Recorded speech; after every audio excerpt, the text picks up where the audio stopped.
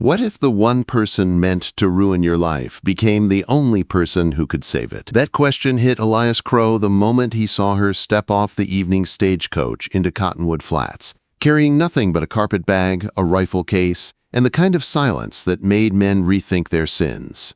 The red dust rose around the coach like smoke from a blacksmith's forge, painting the whole town in the color of dried blood.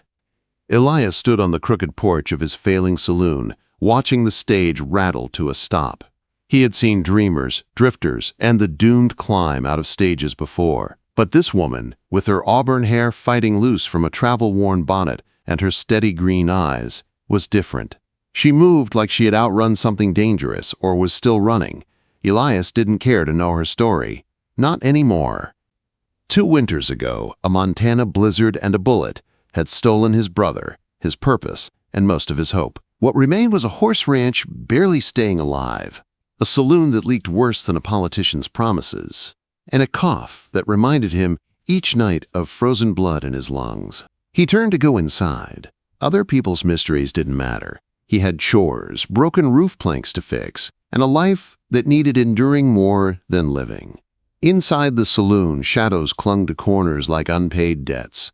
The place smelled of spilled whiskey and years of men who'd tried and failed to outrun their troubles. Elias lit the lamps and reached for the cheap whiskey he sold to cowhands. Before his fingers touched the bottle, the door opened behind him. She stood there, the woman from the stage, framed in purple twilight, carpet bag in one hand, rifle case in the other. "Kitchen still work?" she asked. No greeting, no smile, just a question sharp as a clean-cut rope. Her accent confirmed his guess. Irish, softened by America, but not erased. "Stove works," Elias said. "Not much else." Without another word, she walked past him into the kitchen. A minute later, the sound of a match striking echoed through the silence. Smoke curled from the chimney. Real cooking smoke, not the bitter smell of his own failed attempts. Elias froze. He hadn't seen that kitchen alive in months. "Name's Mave Delaney," she called. "Stage driver's a liar and a drunk, but he's right about one thing. I can cook. You got anything besides whiskey and regret?" Elias felt something strange tugging at the corner of his mouth, almost a smile. Salt pork in the cellar. Potatoes that ain't all gone bad. Coffee strong enough to wake the dead. That'll do. He should have told her to keep moving.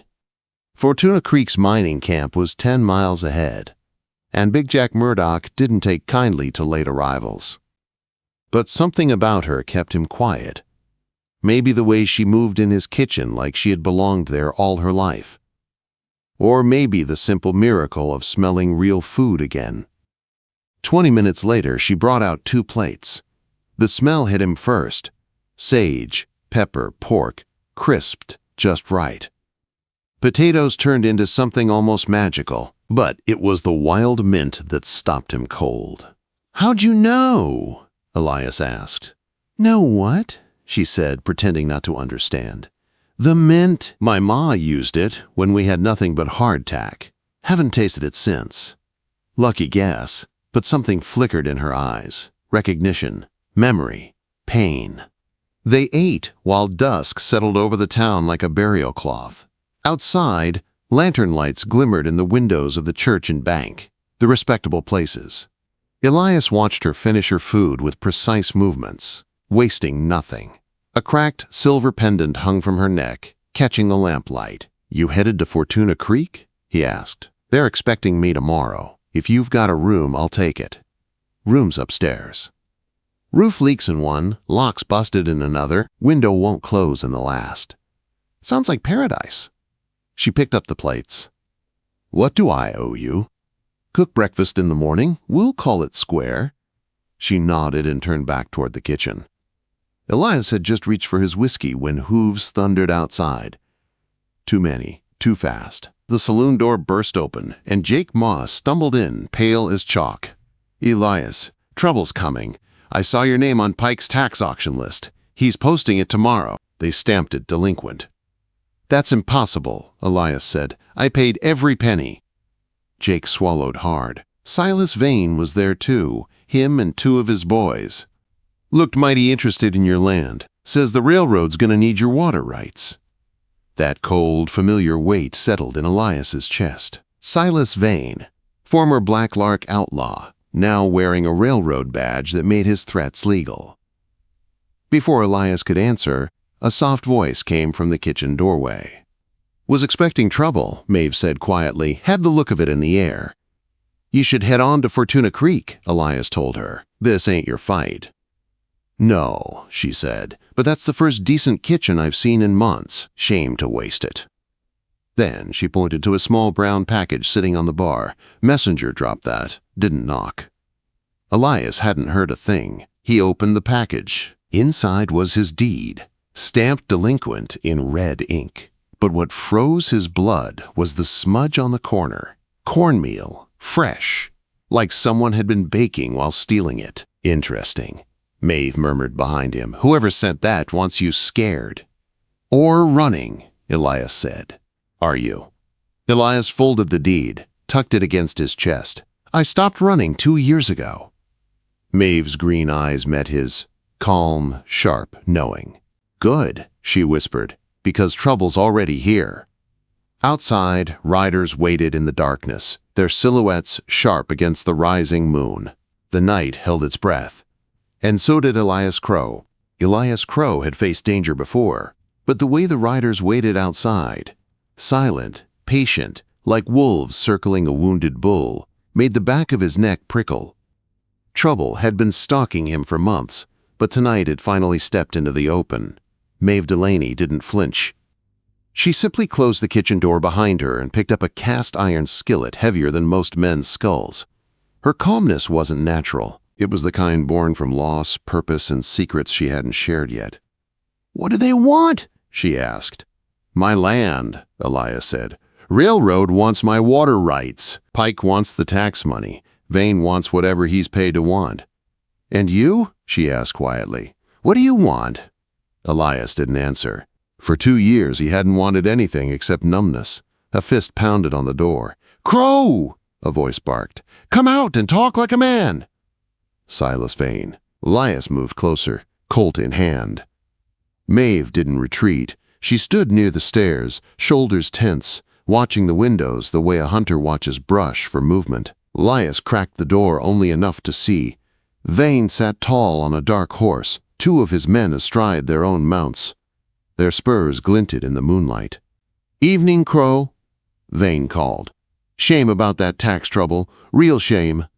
But I'm generous. Sell me the property now, and I'll make your troubles disappear." Elias stepped outside, far enough to be seen, gun low but ready, not for sale. Vane smirked. "I figured you'd say that." He nodded once. Gunfire exploded. Bullets shattered the windows. The saloon trembled under the force. Elias ducked behind a post, returning fire.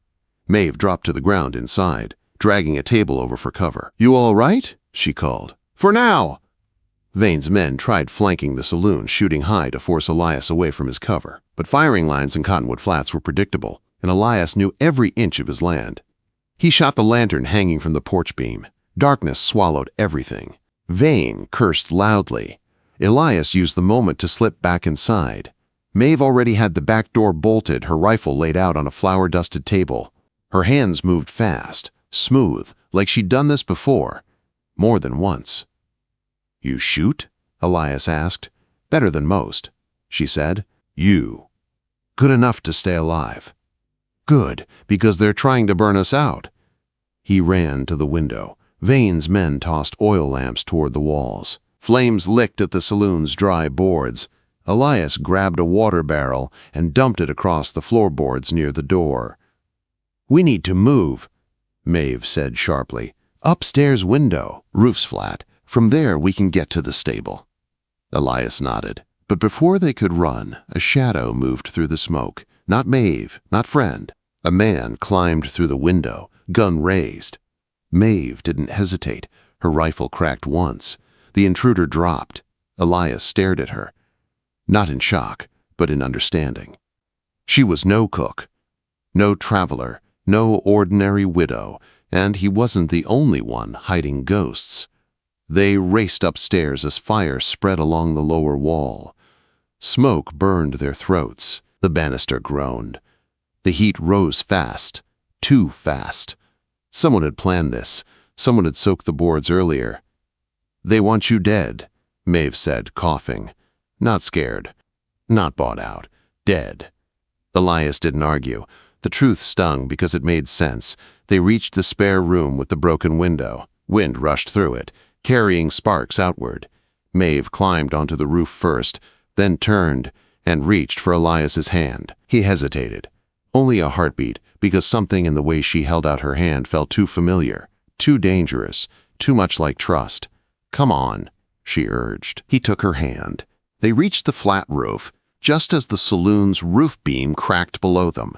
Riders circled, some firing, some waiting for smoke to flush them out. "There," Mave pointed to the drainage pipe. "We climbed down."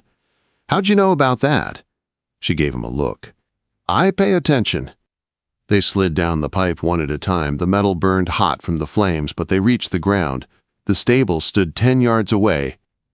Their horses inside neighed wildly at the smoke. Elias's chest burned with each breath. The Montana cold had left scars deep in him. Scars Mave had seen but not asked about.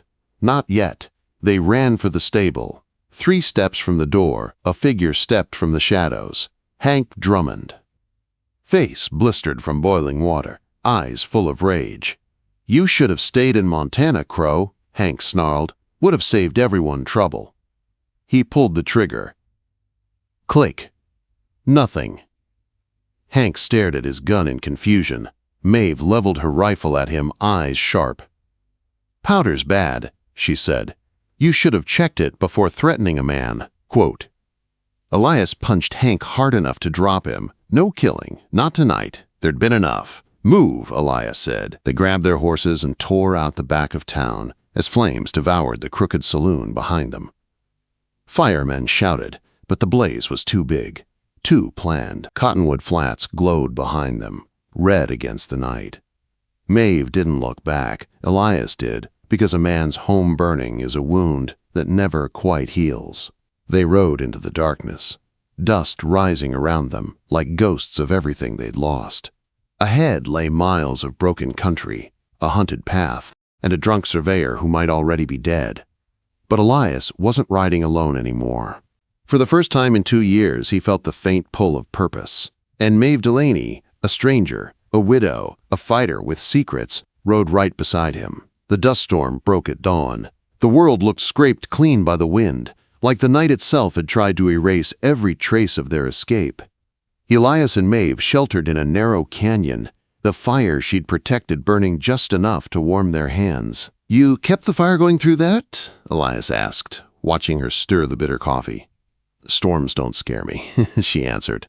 "Men with guns do." "But storms?" She shrugged. "Storms I can handle." They drank in silence. Elias's lungs burned from the ride, from smoke, from memories he didn't want to hold anymore. Mave's face was streaked with dust, but her eyes, green, sharp, steady, held the same fierce readiness they had from the moment she stepped off the stagecoach. "We find Wickham," Elias said. "He's the key, the maps, the truth, all of it starts with him."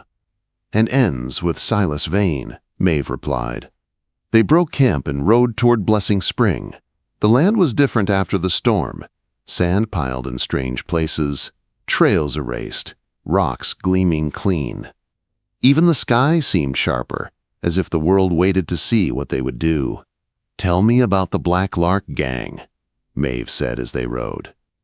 "The truth," Elias considered, "started as Confederate raiders, ended as killers, thieves, nothing noble in them. Vane wasn't the leader, but he might as well have been. He kept the name after the gang broke apart, built a whole new kind of outlawry around it, legal on the surface, rotten underneath."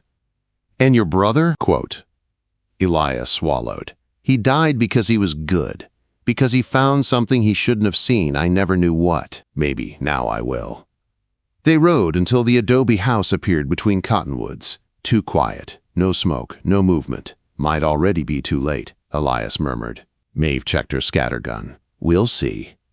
They approached careful, using trees for cover. Elias dismounted first. The front door was slightly open, never a good sign.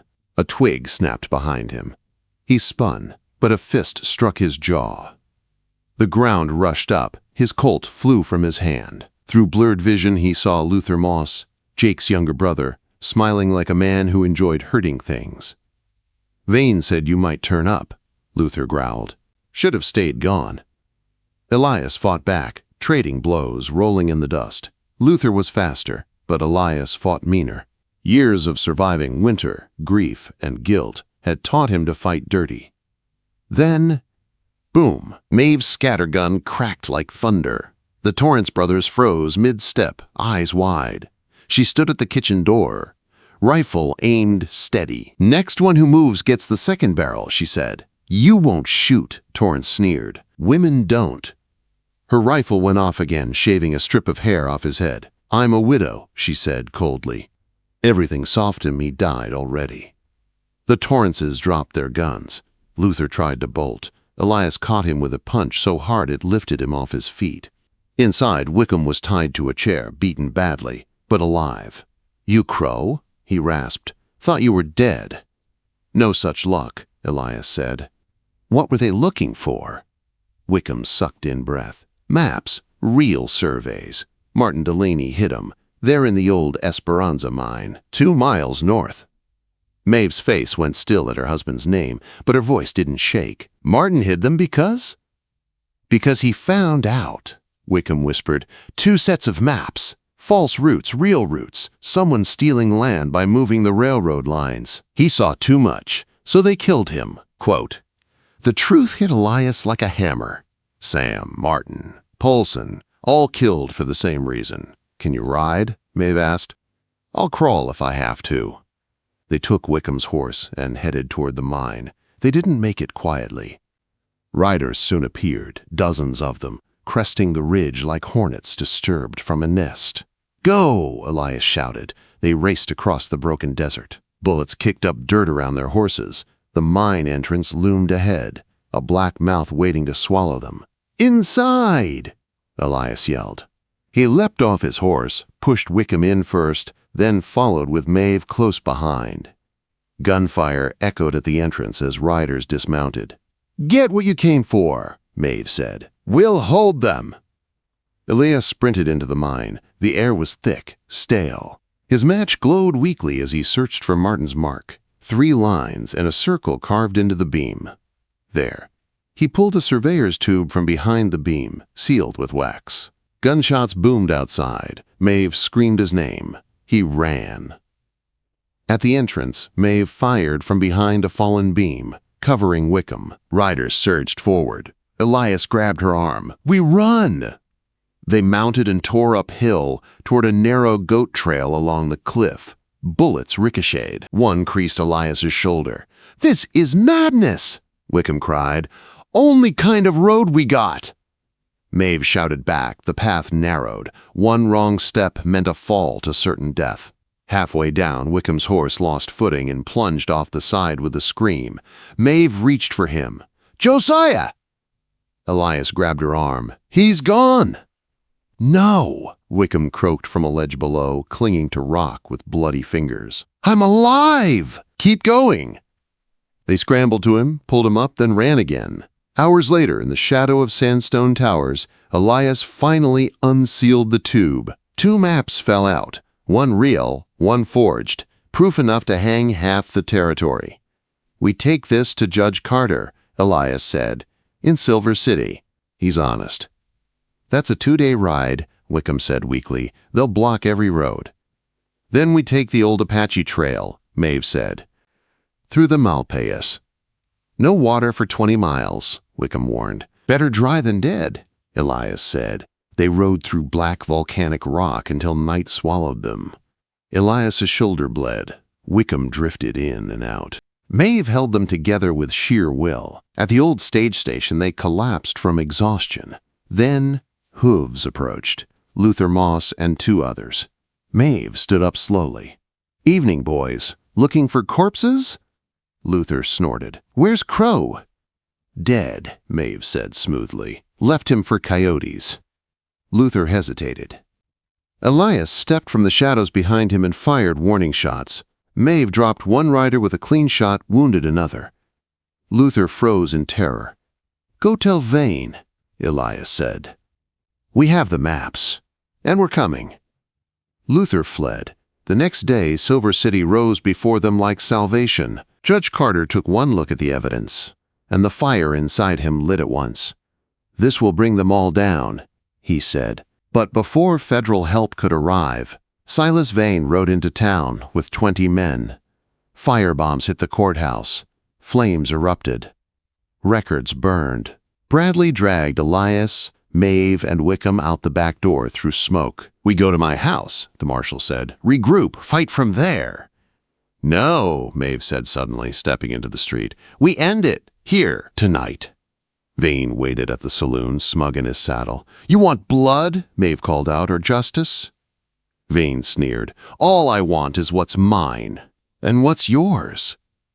Elias stepped beside her. "Come and take it." The crowd gathered. Folks who'd suffered under Pike, under Vane. Folks with enough pain to fill a graveyard. Vane saw the tide turning. "Shoot them!" he barked. Gunfire erupted across Silver City. Elias and Mave ducked behind barrels. Bradley's deputies flanked the hotel. Citizens fought back with everything from rifles to broom handles. Chaos roared. Vane's men retreated into the hotel, turning it into a fortress. Elias and Mave climbed the outside wall, slipped through a window, and hunted Vane floor by floor. They found him stuffing papers into a bag in the office. Vane spun, gun drawn. Elias dove aside as the shot tore through the air. His own bullet shattered a window. "Your brother died begging," Vane snarled, "just like Delaney." Rage almost drowned Elias, but Mave's hand steadied him. "Drop it, Vane," she said. Judge Carter and the marshal burst in behind them. Vane whirled to shoot the judge. 3 shots fired at once. Elias, Mave, Bradley. Vane staggered, blood spreading across his chest. "Damn shame," he gasped. "Thought I'd win this time." He fell dead. It was over. The battle outside slowed, then stopped entirely. Vane's men surrendered. Townsfolk wept. Judge Carter held the evidence high. "Justice will be served," he vowed. And for once, the West believed it. Weeks passed. Pike was imprisoned. Corrupt men were tried. Land was returned. Cottonwood Flats rebuilt the crooked saloon, brighter than before. Elias and Mave rebuilt themselves right alongside it. One quiet night, after victory, after scars had begun to heal, after the town finally slept in peace, Mave pushed Elias onto their bed. Her corset dropped. He whispered, voice low and aching, "I'm helpless and I don't want saving." She smiled, soft, fierce, alive. "Good," she said, "because I'm done running." Quote, "The night that followed was theirs alone. No fear, no fire, no past, no ghosts. Only breath, touch, tenderness, and a man finally choosing to live again. And a woman who had finally found someone worth staying for." Cottonwood Flats healed. The Crooked Sage Saloon glowed with new life. Elias and Mave built a future, partners, lovers, survivors. The West remained wild, but their corner of it finally knew peace. And for the first time since Montana, Elias Crow felt whole.